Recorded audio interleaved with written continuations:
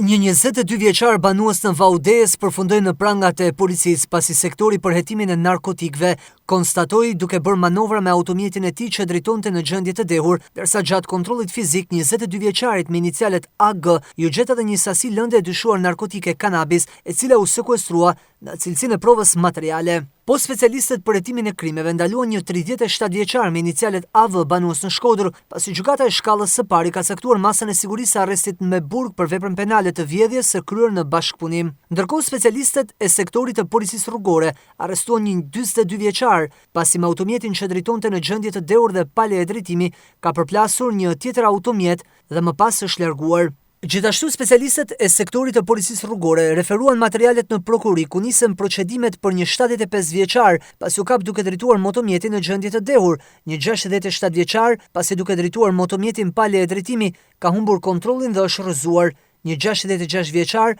pasi u kap duke drejtuar një motomjet pa targa dhe pa leje drejtimi, një 17 vjeçar që gjithashtu u kap me një motomjet elektrik pa targa dhe një 71 vjeçar pasi u kap duke drejtuar pa leje drejtimi një motomjet sërish pa targa. Po këta specialistë referuan materialet në prokurori për vlerësim për disa raste. Në aksin rrugor Shkodra Nihotit, një 21 vjeçar me inicialet GD banues në Hot duke drejtuar automjetin, dyshohet se gjatë një parakalimit gabuar ka humbur kontrollin dhe përpasoj automjeti doli nga rruga. Pas ekzaminimeve në spital, i riu është dërguar për mjekim më specializuar tek trauma në Tiranë dhe ndollet jashtë rreziku për jetën. Në aksin rrugor Lezhë Shkodër, një 26 vjeçar me inicialet RP banues në Fier, duke drejtuar mjetin kamionçin, dyshohet se për shkak të mosruajtjes së distancës ka goditur një tjetër automjet që drejtohej nga një 71 vjeçar banues në Gramsh. Përpasoj janë dëmtuar lehtë drejtuesi i automjetit dhe pasagjeri. Specialistët për hetimin e krimeve ekonomiko-financiare proceduan një 54 vjeçar për veprën penale të mashtrimit pasi është kallëzuar nga një 53 vjeçar